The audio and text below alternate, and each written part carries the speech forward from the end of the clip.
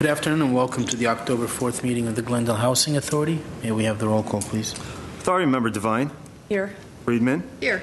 Garbettian. Here. Kelly. Here.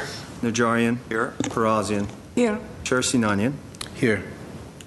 What's next on the agenda? The agenda for the October 4, 2016 regular meeting of the Glendale Housing Authority was posted on Friday, September 30th, 2016 on the bulletin board outside City Hall. What's next? For approval of minutes of the regular Housing Authority meeting of September 20th, 2016. I'll move for A. Second. No objections, and without objections, the minutes are approved as submitted. What's next? Would be 6 would be oral communications. There are no cards submitted at this time. That's item 5. Okay, item 6 is business agenda. Item 6A, business agenda, Director of Community Development regarding update on the arts, culture, and entertainment at 121 North Kenwood, ACE 121 Affordable Housing Project. 1 housing motion to receive and file report. There is 1 card submitted.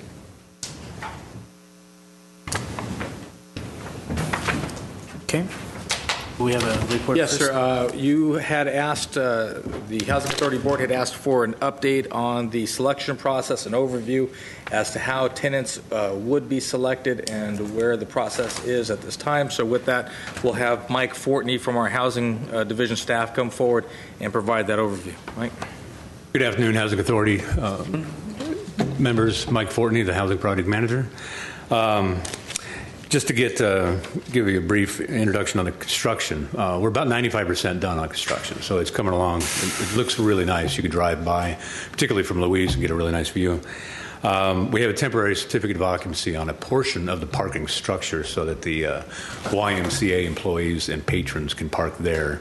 Their surface lot between the SRO and the gym is being demoed right now, so they've got plenty of parking inside the structure to go. And we're looking at November 1st possibly for a C of O on the building, so it's coming along. And then I want to give you an update on the tenant selection process. The due date for the applications was back on July 5th. Prior to that, we had 4 meetings of the public to just kind of make people aware of the project, make people aware of the application, things of that sort. We had those 4, then the applications were due. We received 4,787 applications for that project. So the management company did an initial screen of those applications, and 1,567 were deemed ineligible. Most of them were either over income, under income. The application was incomplete, and we had a few, not a lot, but a few duplicate applications. So then that left us with 3,220 applications for these 69 units. And then to get further into the numbers on the artists in particular, 190 190 applicants rather claimed the artist and live and work preferences, so all 4 of those preferences. 182 claimed the artist preference and either live or work in Glendale. And an additional 212 claimed the artist preference but neither live nor work in Glendale. And then after that, we had 1,574 applications who didn't claim the artist preference but claimed Glendale live and work. And then just under 1,000 claimed either live or work in Glendale. And then we finally had 146 applicants who had didn't claim any of those. So roughly 584 applications went to the artist selection committee, that 5-member group. They didn't obviously screen the applications that went for the artist points where it was initially screened under income, over income, for those reasons. So they looked at 584. I stated it earlier, there was 198 applicants that claimed artists live and work. 49 of those 190 were deemed by the ASC to meet the criteria for artist. And then there were 182 applications for artists that either live or work, and 59 of those were deemed by the ASC, the Artist Selection Committee, to meet the criteria. And of the 212 applicants that claimed no other preference other than artist, so they were neither lived here nor worked here, 68 of those were deemed by the ASC to meet the criteria. So then the report has more refined numbers. I've got it updated as of today, so I'll just go off of today's numbers rather than what's in the report. So there are a total of 56 applications that have been processed so far. 41 are still in process, and 15 have either been declined or canceled. And of those 15, 2 have pulled out themselves. When you get into the process of having to produce all the documentation that we ask you to produce to show your income, things of that sort, folks tend to... I'm sorry, can you repeat those numbers one more time? Sure. So we've got 56 total in process. 41 applications are actually in process now, and 15 have been declined.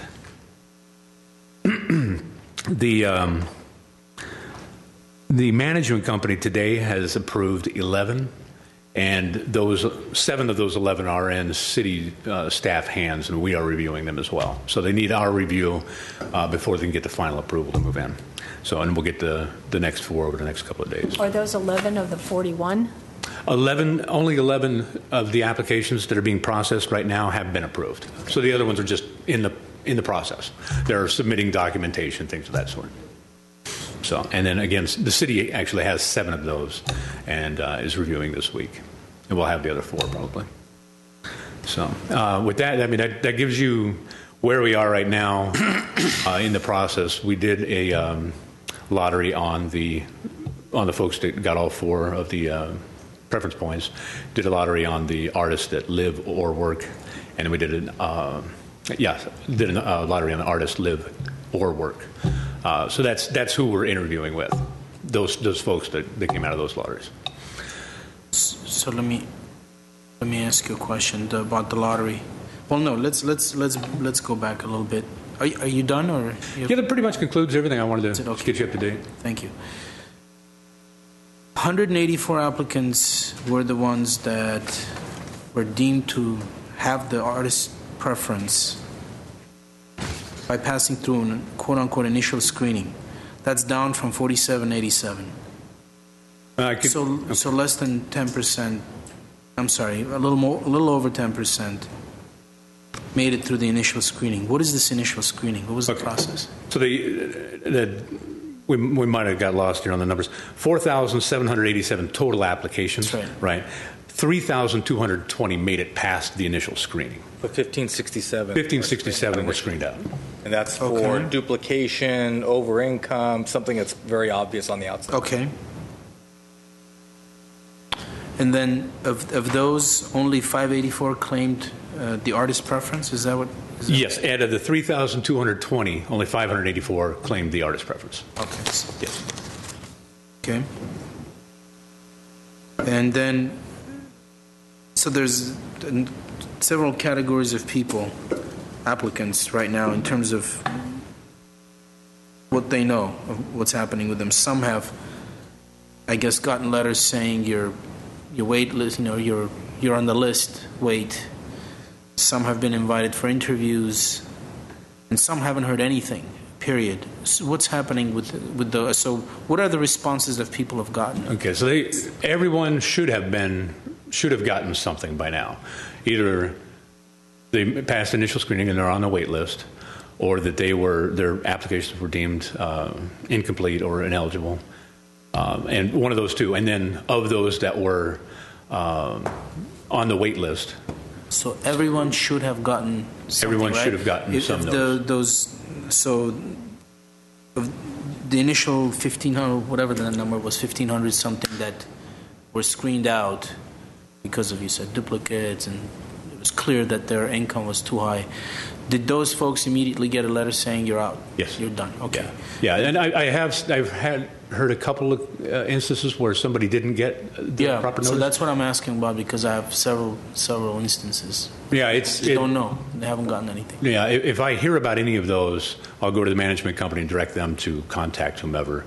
If the letter got lost in the mail or whatever, I don't know what it was. In fact, I think that happened to one of your members here. So. It happened to who? Yeah, my apologies. Probably shouldn't have said that. Okay. So of those that did make it through the initial screening and didn't claim an artist preference, that seems to be over 2,500 people. Did they also get a letter? And what did that letter say? What does that say? Yes, everybody should have gotten a letter. What does that letter say? The letter to whom specifically? Those folks that made through the initial screening, yet they did not claim an artist preference. They get the As far as they know, what's their status? They're on the wait list. Yeah. So they're told you're on the wait list? Yes, because it is possible that we will dip into non-artists. Okay. So there is still a chance for them. And then the rest, you have the breakdown of those that made through the ASC process, the screening. Those folks that were invited for interviews already passed through the lottery. Yes, yes. Yeah. So of the 190 applicants, 49. So of the 190 applicants that claimed both to live and work in Glendale, all 190 were part of this lottery? Is that how it went? No, the 190 applicants that claimed an artist and live and work in Glendale, Yeah. the ASC, all those went to the Artist Selection Committee, but the ASC only Narrowed approved it 49. down to 49. Yes, And then so- 49 went to a lottery? Yes. Those 49 did. Now the remaining 141 or whatever the number, the balance was still on the wait list. I have. So if the 49 did go to the lottery, right? So why are 49 going to a lottery? I'm trying to understand. If we have 70 units and these guys have a preference point more than everyone else below them, wouldn't they automatically? I'm trying to understand Sure, the process. sure. I think this is a question that is on anyone's mind. I think I know the question. If I can anticipate it, out of the 49, you would think, well, there's most of your building right there. Yeah. But there's 1 bedrooms, 2 bedrooms, 3 bedrooms. We're matching them up with 30, 35, 40, 45, 50, and 60% area median income, and we're matching them up with household size. So I'm not saying all 49 were one person, right? But in theory, if all 49 were one person, they would fill all the 1-bedroom units, and we would have a wait list for those 1-bedrooms. So it's 49, but you have all these unit mixes, you have all these family sizes, and you have income ranges. We have to match all those up. So that's why those 49 are not going to all go into the building. They're not. No. Very rarely would they ever, because of the mix of unit and the income level. So when you think of Fifth and Sonora that you just approved, and you recall how the developers were saying, well, we can meet this income level and this income level and this income level, cross-reference that with the unit size, and then cross-reference that again with the actual applicants that are eligible by way of that pool, that highest level of points, and then you start to sprinkle those folks into the appropriate unit size and the appropriate income level. And in order to know who gets priority, you need a lottery. Well, yes, that's it. With those 49, you do the lottery, and then you do the next pool and the next pool. And the Okay. Mr. Garbetin, you had a question? No, go ahead and finish then. Sorry.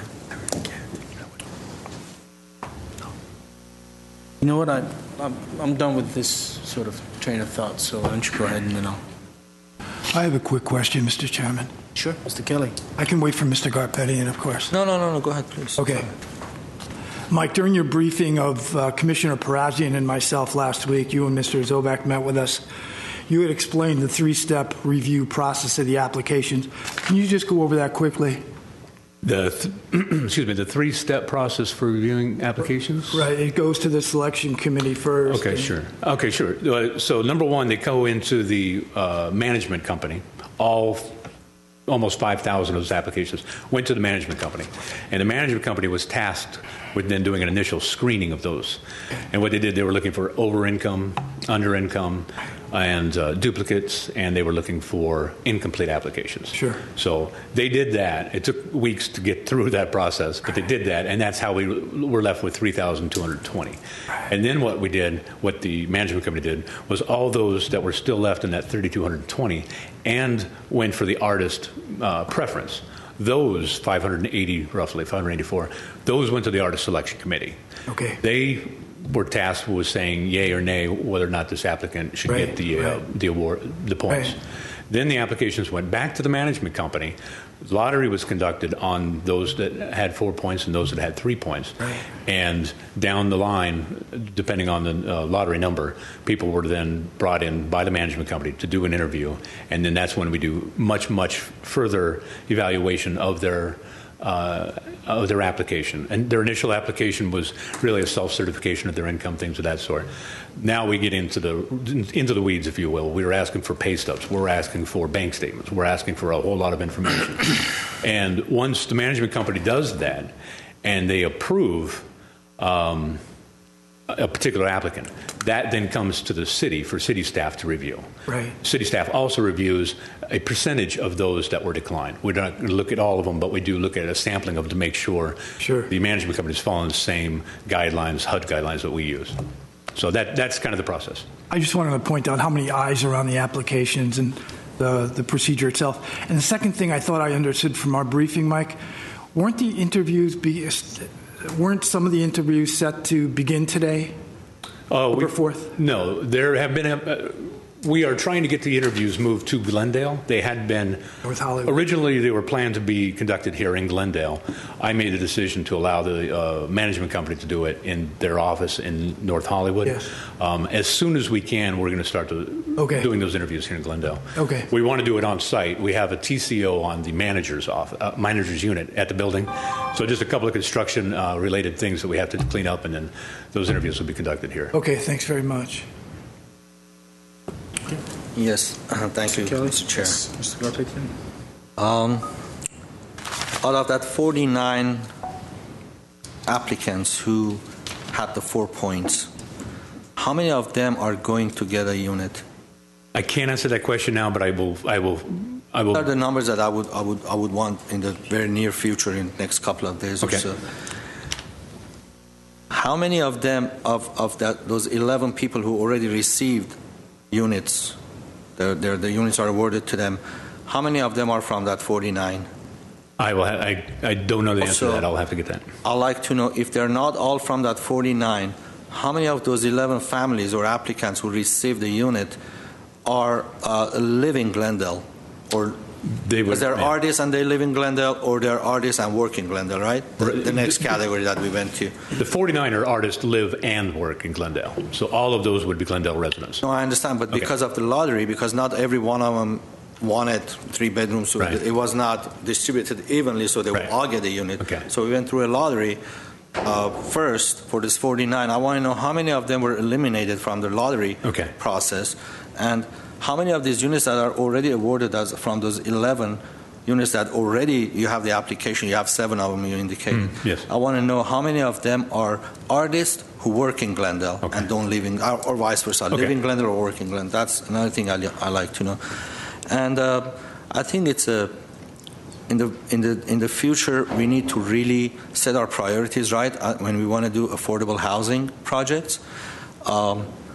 And find out what the demand is. In a city of 200,000, we have only 49 applicants who have 4 points out of 200,000 people.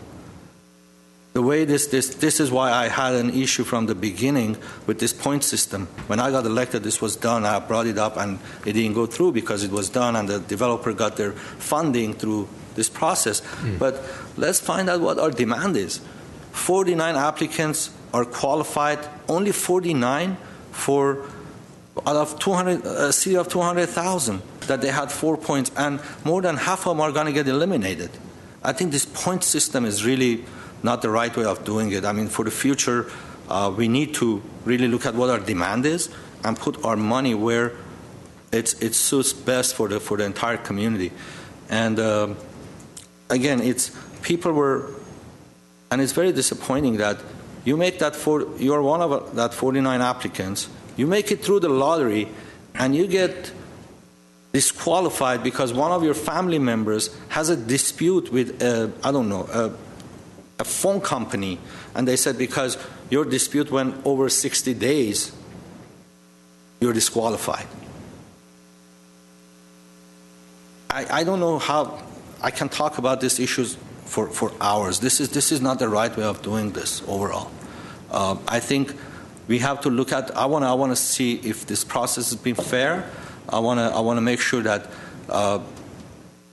that the laws are not being written as we go along.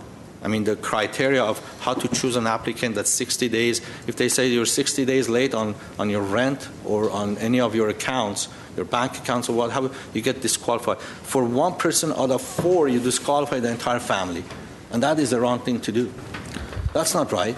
When you make through that 4 points and then you go through the lottery, you're lucky enough to pull your name out of a hat and then you get disqualified. That's really wrong. Well, I really, and it is true. Otherwise, I wouldn't talk about it. It's 49 people out of 4,500 applicants. Only 49 qualified for 4 points. Why are we from the beginning? Why did we set this up this way to go for an artist that project that we don't have any demand for? We just don't. I see these numbers: 190 people, 180 people. These are not the numbers that I'm looking for. We have 2,000 people in Section 8 waiting since the year 2000. They're just expiring, and we are. Anyways, I stop here, Mr. Chair. I've felt throughout this process that we've been sort of left out of the process, and I'm wondering what oversight there is, because this initial screening process that in any screening process, what's the recourse? I think I asked you about a specific application, because remember, these applicants, they don't go to this entity. For them, this entity doesn't care. They're business. They're just doing what they do. But the applicants are mostly residents and human beings that when they look for recourse, they come to us and they ask. And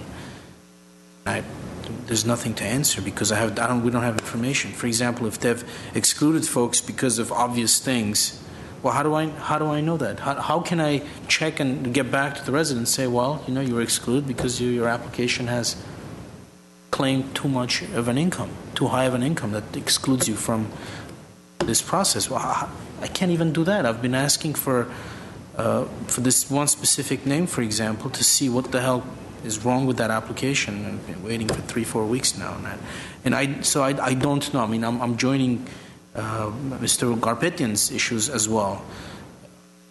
Considering that these are people with low income, potentially, they have problems in their lives.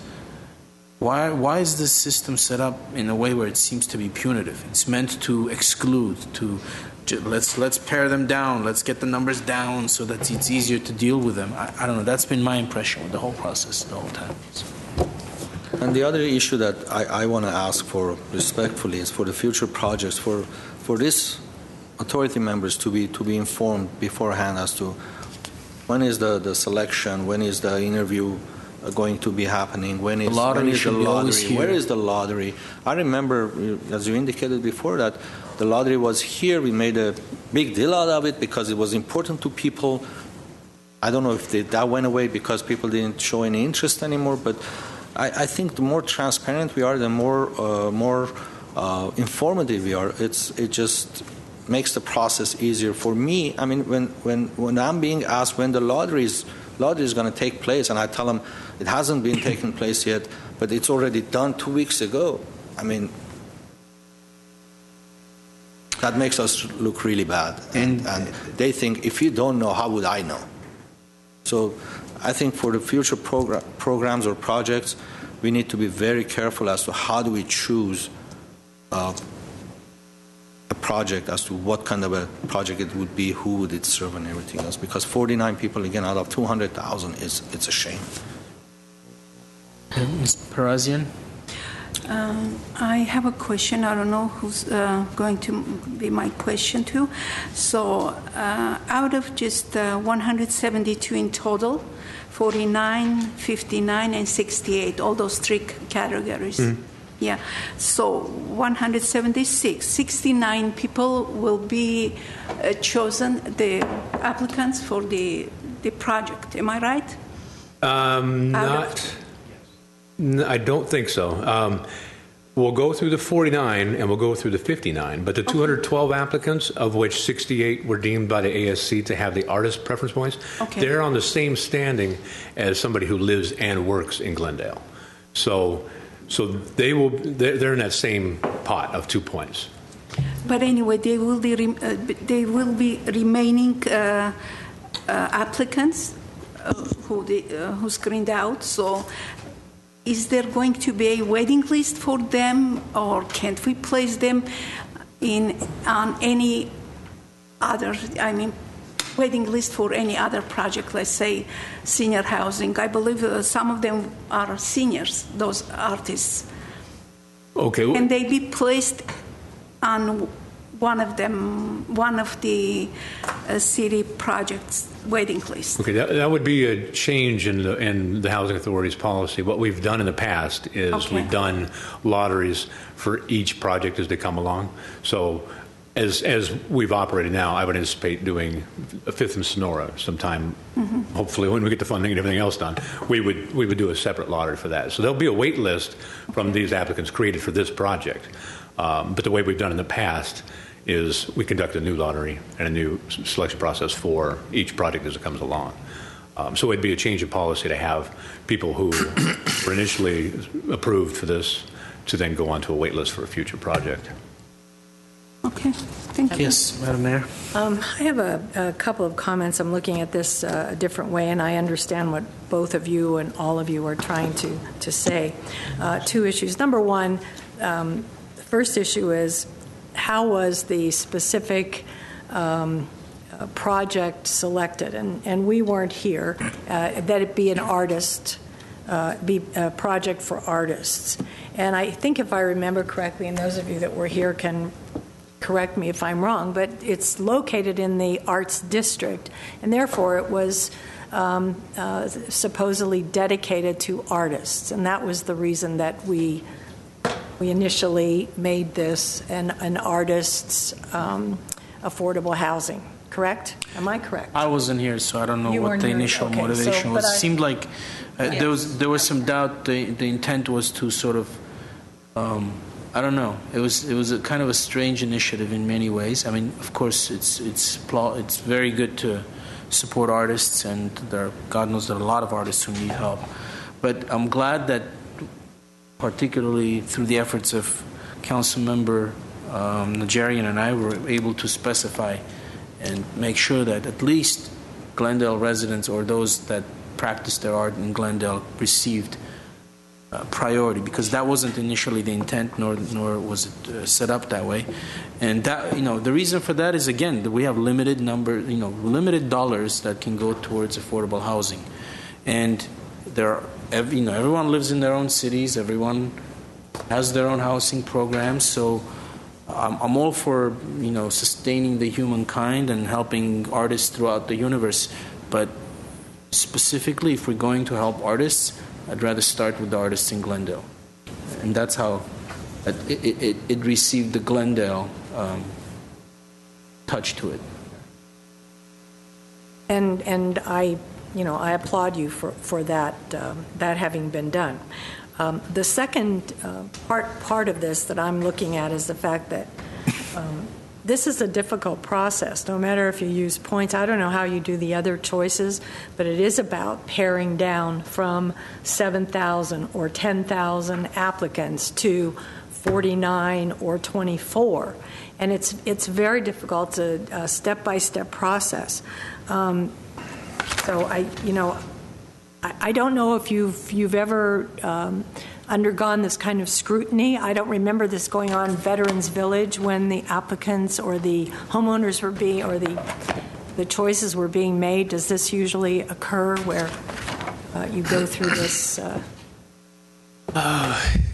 numbers and type of scrutiny? I'll say this: it's always very difficult when you have 100 applications for every unit you're going to build. And you're always going to have the lottery. You're going to have thousands of people that are going to be disappointed, and you're going to have a couple dozen that are going to be very, very happy. Veterans Village, we did give a preference to the veterans. We didn't have that. We did have a massive, I don't remember the number off the top of my head, but we had thousands of people apply for that as well. Exactly. But I think on the Veterans Village project, I think people knowing that it was a veterans project probably their expectations weren't as high that they might get a shot at that one. And that was 100% occupied by veterans.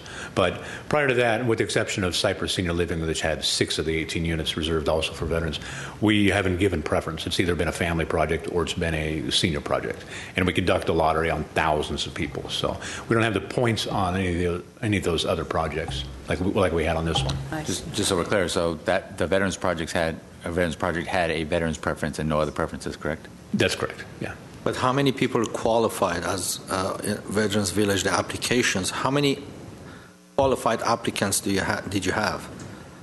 I can't remember the numbers. Yes. Over 1,000, right? Yes. So it was, the demand was there. Absolutely. It was 43 units. Am I correct? Is it 43? 43, that's right. 43 units. And there were thousands of people who were qualified to occupy these units. Income qualified, yes. Mm-hmm. The applicants were qualified, right? Income qualified. Mm-hmm. But for this project, between the first numbers, like the 4 points and 3 points, you have 108 applicants were qualified. That's it. That's where I'm going. Here it is. Am I reading this wrong? We have 3,220 people that are, in theory... I'm not saying how many people applied for it. What I'm saying, because of the point system, only 49 had 4 points and 59 had 3 points. Right, but 3,000... That's what I'm getting at. But I think if you look at the 3,220 applicants that made it past that initial screening, so presume that's the universe of qualified folks, right? 1,574 of the applicants live and work. So you know they live in town today. And they happen to work here, but they definitely live here. And then you have 190 folks who also happen to claim artist, but forget that for a second. 190 live and work here. They absolutely live here according to their self-certification, and they just happen to work here. That's 55% of the total pool of the people that applied. And so in terms of reaching out to folks, we're just adding a layer on top of it pursuant to the original direction of this project, that because it's in the Arts and Entertainment District, and make no mistake, it's solely because it's in the Arts and Entertainment District, that the artist issue gets layered over the top. So those folks, those 40, if 49 people who received 4 points, just for the sake of argument, presume all 49 of those met, they actually were able to be located in the project. Those are people who live here now. Those are Glendale residents today who happen to also work here and who happen to be artists. And when you look at the next pool, those are folks who at least are working here, if not living here, and who happen to be artists. And so those are folks that by the criteria established by the Housing Authority, those are people who have a stake in Glendale today. I understand the frustration that it's, well, this is artist. And, I get it. I do. I don't know what to tell you to make it any better than where we are based on the history of the project. I tell you, I want to know where I was getting at with comparing this to the Veterans Village is right now 108 applicants between 4 points and 3 points are qualified to go through the lottery and the last screening, if you will. How many applicants did you have at Veterans Village at this point? We have 108. How many was at Veterans Village? I bet you there are over 1,000 people who were qualified at that point to go through the lottery. What I'm saying is I have nothing against artists. Of course not. I know it's in an art district. But we need to spend, this is taxpayers' funds. We're responsible. This housing authority members are responsible for the entire community and put the money where the demand is. Not just because it's a popular thing to do. I wasn't here when this was decided the way it is. It would have never been this way if I was here when this project started in the beginning, not knowing what the demand would be. The demand is not there. 108 people made it to 4 points and 3 points. Okay, so you asked a question and you said something. Did they have over 1,000 qualified people for Veterans Village at this point that went into the lottery? Well, I'm not sure of the exact number, but yes, there were more veterans of the preference. But I think the point Mr. Ochoa is making is if we didn't have any preference, we would still be serving the majority of Glendale residents that either live or work here. And that's what's happening here. And Mr. Garpetian, if I understand your point, you would hope that a preference project would have thousands of people that were qualified to be there. I think that's your point. And in this case, we didn't have thousands of qualified artists As you've done the math, it's 108 or something. But that was, again, what the Housing Authority set up, said our preference, our desire would be to have artists. If not artists, then we'll take others. And so as you go through that, through the different categories, as Mr. Ochoa did, we are serving Glendale residents that live, or I should say, people that either live or work in Glendale with this project. Again, at the end of the day, I want to know how many of these 49 people are getting a unit here, the one that are artists and live and work in Glendale. I bet you anything not less than half of them are going to get a unit here. And again, it's all about the supply and demand. The demand, you have to put our money where the demand is. That's what I'm saying for the upcoming futures. I don't know what you can do to make it better, but I think the process itself was kind of not very, I don't know, interesting to me. So talking about the process, we have an instance where an applicant has submitted the application and for whatever reason they were excluded. It was found that they're not an artist or whatever it is. And this person wants to get some kind of recourse. They want to say, no, I mean, my application does show that I'm an artist, and they want to address it somehow. What's the recourse that they have? What's the process? Is there recourse? There has to be recourse. I mean, it can't be, because whoever's managing this process can just screw up on a massive scale, and we're basically telling people there's nothing you can do about it. So what is it? Well, I mean, to the extent that you have a committee made up of folks from the community, the majority of whom are from the community, to the extent that they're looking at the applications, and art, again, I think that's where this issue comes to a head, art being relatively subjective, and at the same time the committee is trying to be as liberal as it can, and at the same time that the issue itself is oversubscribed, they will look at it and talk amongst each other as to what is considered art. So to the extent that they get to a point of consensus about this is art and that wasn't art, there really is no recourse per se, because that committee is that process. I mean, it isn't just one person, it's 5 people that have some background in doing it. And to the extent that it's all done blind, no names on them, so you don't know who it is, it's only based on the strength of the application itself. I mean, they're charged with making that decision, and that they did. And if I would not tell you that the committee can't make a mistake or wouldn't or didn't make a mistake, but I mean, they did their best to do their duty as they saw it. Okay. So, but how does someone who's aggrieved in such a way even find out at what stage of the process they were excluded? Well, they would get a letter, presuming that they still meet the income requirements. They would get a letter saying that they're on the wait list, and then wait to see if they are one of those lucky folks that would come to the top of the list. Presume for a second, to Mr. Garpetian's point, no artist made it at all for whatever reason. Then we are going strictly to the next pot of folks that are 2 points for people that are deemed artists and 574 people that are live and work, who are Glendale residents today. Just doing the sheer math on it statistically, if you were to look at those two pools, 200 people, almost 1,600 people, it's going to be primarily people that are living and working here today. With that need, I would argue the very same need that this particular gentleman, who I'm guessing lives in town, that he has as well.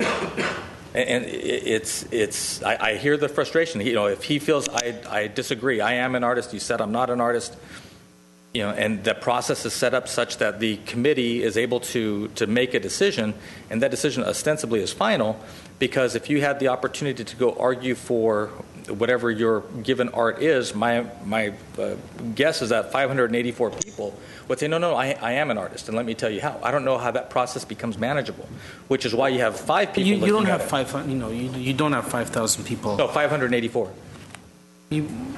What's that number? Those are the people that claimed artist preference. Okay, but you don't have 584 people complaining right now. So I'm saying those that are, and I'm trying to find out. Okay, so what happened, or how it happened? At least give them some kind of an answer. Is there a problem? Is this entity holding on to all the paperwork and somehow it's not public? It's not in the public domain that we can't. That I couldn't answer. I don't know. I know we've requested the application, including the portfolio work, that was submitted as evidence of art, and we do not have that complete application at this time. I mean, are they incompetent? It's been, again, 3.5 weeks. If they can't produce that at the request of the authority, city council or the city manager in the city where they're doing business, should they be even doing business in the city of Glendale? I don't understand. Because, again, it's been a while. Mm-hmm. So, as I say, we are requesting the full and complete package. Also, on the same note, it's imagine you're one of those 49 applicants, and you go through the lottery. Oh, I mean, you devastating. So it's like winning the lottery, basically. Out of 4,500 people, you got to that front line. Then the rules are maybe made at that time, or it was changed, or it was done right before this, and you don't get an answer. I mean, we asked for, I also had an issue with one of the applicants, and believe me, I get 500 phone calls a day, but I don't try to go after every one of them. It's not my job. It's not in my position to go out and try to solve every issue. But this one application, they were rejected because they had a more than 60-day late, and they are saying that we have a dispute, and the amount is very small. And any landlord you go to try to lease a place, if you have 4 people, 3 are really qualified with good credit, and then nobody's going to deny you for one person who lives in your household. And plus, there is nothing against them. There's a dispute.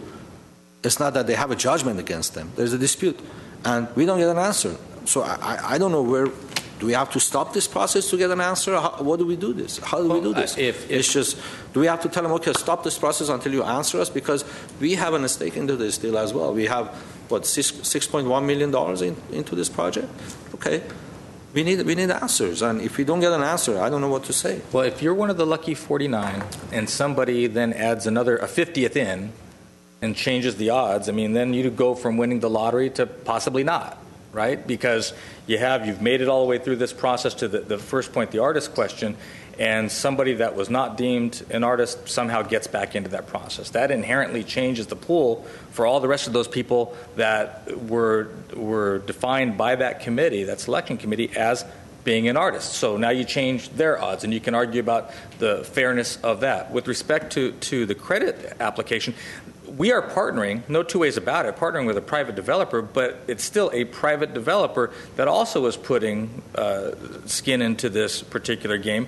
And to that end, as a landlord, I would think that they are reasonably assured of being able to look for the best tenants. And this being a low-income development, you're going to have folks who oftentimes are on that margin. But if you have a household of 4 where 40% of the credit lines are more than 60 days late, and then you have somebody else who isn't nearly in that condition, I think as a rational actor for the landlord, they're going to say, I can go this way or I can go this other way. I'm going to go the direction that has slightly less risk because I'm still serving the target population. This other household may be just slightly beyond. If this were not an oversubscribed project or policy area, we're probably having a much different conversation. But to the extent that you have a number of other people on that list, again, let's presume that no artist ever got in here. There's still 1,574 people, households, applicants, that may have a better profile in terms of their credit. Well, I would agree with you if you had another 800 people who had 4 points. But you have 69 units, and you have 45 people who have 4 points. And these 45 applicants, you kick them out because you think they have and there is no explanation, there is no discussion, and it's more than 60 days late. And if you had several hundred people who had 4 points, I see your point. But now you want to bring in the second pool, which has the applicants who have 3 points, and then you talk about fairness and everything. I understand that. If I'm on the other side, I would say, no, don't let this guy in. But what I'm saying, I didn't say bring them back into the pool. I said we need an answer as to why they were disqualified, because it's a 60% of your accounts are over past due for 40% of your accounts are past due. That's not the case. So when that's not the case, we want to know why they were disqualified, and that's it. So then what you're asking is that the Housing Authority, when they issue these letters to those that are disqualified that they should spell out, or can they spell out why they were not? No, that's not what I'm saying, because Housing Authority is not in that interview process. We're not there. The interview process was done in North Hollywood, first of all. The lottery was done in North Hollywood. So when they interviewed them, they came back and said, okay, you're out, you're disqualified. There is no explanation as to why or what happened, and they just tell them you're disqualified and that's it.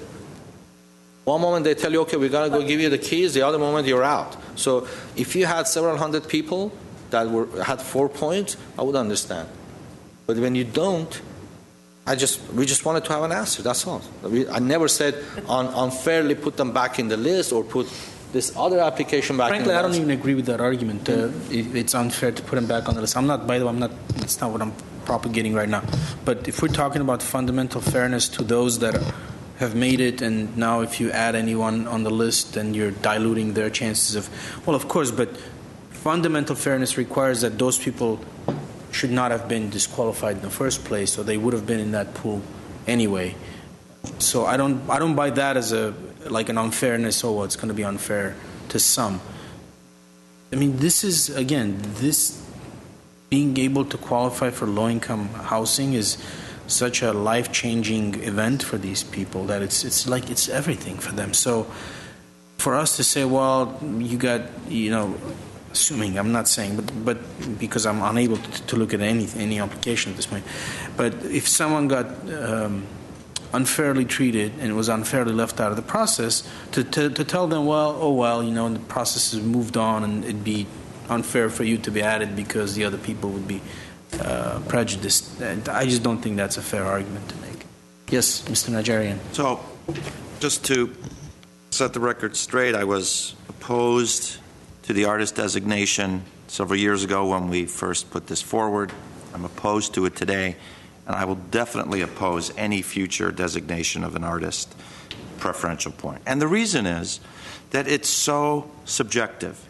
This is not like picking a veteran. A veteran, you've either got your discharge papers or you don't. It's not like qualifying for the low income element of it, because you either have the proof of income or you don't. There's so much subjectivity involved in this that, let me tell you, even when we do completely random lotteries, even the way we used to do it here with Don Mincy sitting there turning the bin and the ping pong ball pops out, people were alleging that it was rigged. Imagine what they're saying now, and we're hearing that now. And we're expressing issues where, because the designation of being an artist is so subjective, and there's no recourse for someone to appeal, maybe those people should be afforded a chance to appeal. Do we want to have them have an attorney, hire an attorney, and contest the findings of this Star Chamber Court of the ASC, who, even though they're community members, I didn't pick them. I think it was picked by staff. I don't think the Housing Authority selected people. So this is the problem when we select a preferential point system based on something as ethereal as being an artist. So that's the first problem that we have. The issues that Mr. Garpetian is bringing up, I think, are the same issues that even if there was no artist preference, don't low-income households and applicants still get screened? Would that issue that he's discussing appear in the Sonora and Fifth Avenue issue or any one of the other number of low-income affordable housing projects that we've already done? That's because that's a criteria that I think it's objective. If they have a bad credit history, it's a bright line. They do or they don't. Now, if we want to change that, maybe that's something else we can do. Maybe we can bring that up when we set our policies. But I don't see that so much as the problem. The problem that I see is this selection and people who feel that they're aggrieved, people who feel that they really are an artist and meet the requirements, but for some reason that maybe only the ASC knows. I understood one of the criteria is that they have to be involved, not just have the talent as an artist, but they have to be involved in the artist community. involved in the professions or the industry, if you will. So folks are getting these rejections, and they may be very talented, and it just adds to the distrust of this agency and this city when the notices go out. You have qualified, you don't qualify, but you're on the waiting list. I mean, I think our next project should be just simply low-income requirements, and we're just getting into a can of worms. Don't tell me, Phil, that your staff has enjoyed this project, this process. I'm sure they haven't. I'm sure they've been, grilled by council members and maybe members of the public as well. I don't think that ASC, in fact, we heard from one of the members who said he's having a terrible time dealing with the selection process. So let's not do this again. We're stuck. We're doing it now, whether it's the artist district, whether it's the athletes district, whether it's the engineers district or the academics district. Let's stay away from this sort of thing and stick to criteria that are bright line criteria where we can, with a clear conscience, talk to the people and say, you didn't qualify because of this. Your income was too high. Not that we didn't feel that your involvement in the community was good enough or that your works were not sufficiently artistic enough. We're in it. Let's put an end to this and never do it again.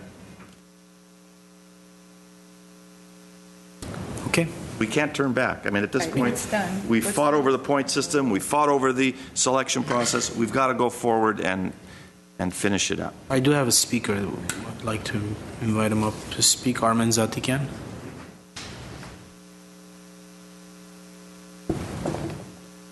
Thank you. Hi, gentlemen. Thank you for giving me a chance again. I've been here 2-3 weeks ago.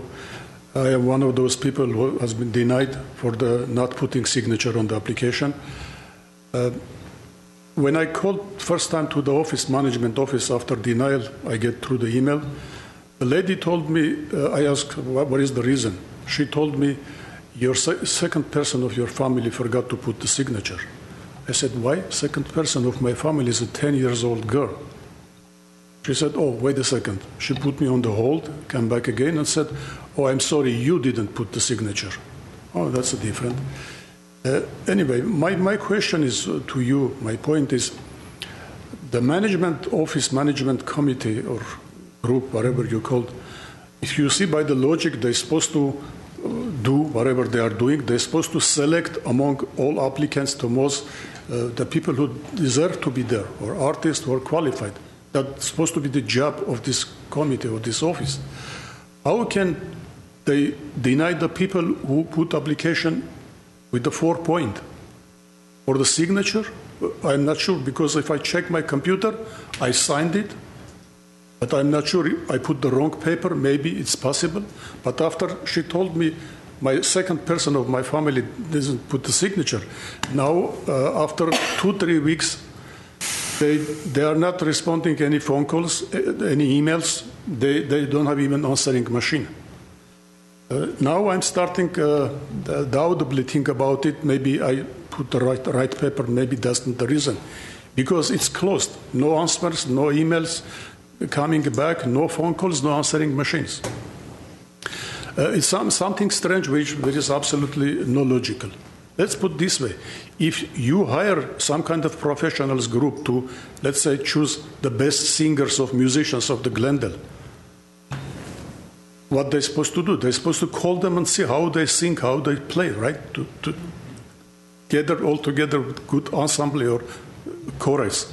How can they deny the people without seeing how they sing, how they play? Because of signature? It's silly, it's not the right way to do. People put the application with the 4 points, long-time resident of Glendale, did many good things for the community. Instead of being among those 59 people, he's out, kicked out. Why? Because he forgot to put the signature? What about if he put the first name and forgot the last name or date? Should be kicked out? You know what? When my little girl asking me, Daddy, what's happened? I'm explaining, but she doesn't understand. She doesn't believe me. When we go working in the community, lots of people knows me. respect me. She is asking me, didn't those people respect you? Couldn't they call you and ask put the signature? Okay. Please give us, the people like me, give us a chance again to participate, because with the 4-point be out, it's just not fair. It's not the right even. Thank you. Thank you, Mr. Zatikian. Yes. Without speaking to the gentleman's particular case, because I don't know anything about it, I would hope that if you have people that have 4 points that are bounced because of a technicality that they could cure, that you don't move to the 3-point people and let them pass over if it's really a technicality that was the issue. So I don't know what the case is, but it sounds to me that if somehow electronically a signature wasn't signed, or so I'm just wanted to take that out there. Our goal is to get as many 4-point people into the building as possible. So if you have people that are eligible with 4 points, I hope that they would make the criteria. The technicality excludes you from the process. You don't even get evaluated for your points, that being the problem. Well, so that's my point. I would hope that if you have people that are eligible that can cure whatever the technicality issue was, that they are able to move ahead again of the people that have 3 points. Am I correct that the technicality excludes you from the process, so therefore you don't get evaluated for any points? You're never going to find out how many points you have? Yes. That part I don't know, but it does exclude you from you're screened out. Does someone from housing want to respond to that? I can answer that question. Yeah, so the rough numbers, the 4,800 total applications that received, we do an initial screening. If any of those applications are over income, if they're missing information, if the application is not signed, the application is done. Done. So whether they went for an artist preference or not, the artist selection committee never saw it. Okay, thank you. We have another speaker, Marat Hayrapetyan. Good afternoon. Yes, my name is Marat Hayrapetyan. I'm singer, composer, symphony conductor, musicologist. I have a PhD degree in arts. I make an application in a very complete form. I sent it to you in priority mail. I also both live and work in Glendale, and I have an exact income to be eligible for this project, although I never got any mail or email or anything to say if you are or not, like anything. So you don't know what your status is? You do not know what your status is? Yes, because I didn't get any letter from So AC. I'd like to ask you to give your information to Mr. Fortney and take it from there. Okay. Thank you so much. Thank you. That's all the speakers we had. Unless authority members want to add something, it's just a report by staff. To receive and file. Yeah, receive and file. I'll move to receive it. Can I just make one more comment, which is it sounds like a lot of what we're hearing too is just frustration from applicants of not understanding where they are in the process, or if they were excluded, to understand why they were excluded and what the actual issue was. And it seems to me that there should be a way of getting accurate information back to people so that they would know if they did make a mistake, what it was, so that the next time they apply for one of our projects, they won't make that mistake. And people who don't get any response at all, should be able to have a place that they can call or email to get a response, some kind of way of tracking the different applications so that they can find out. And I think if that could happen, that maybe some of these sorts of complaints won't reach council, and you won't hear the frustration to the authority, and you won't hear the frustration from the authority of not understanding or being worried that the process wasn't fair. So that would just be my comment. Councilmember Friedman, we can't get an answer, yet alone the applicants. I mean, it's been. And because I haven't been able to get an answer, I'm going to vote against this. I know it's a simple report by staff, but I'm just going to vote against it. So I think there's a motion and a second, and we'll go to roll call, please. Authority Member Devine? Yes. Friedman? Yes. Karapetyan? Yes. Kelly? Yes. Najarian? Parazian? Yes. Chair Sinanian? No. Okay, what's next? Next would be authority member and staff comments. Authority comments, staff comments, none. We have no new business. Do we have a motion to adjourn? So moved. Second. Okay, we're adjourned at 4:08 p.m.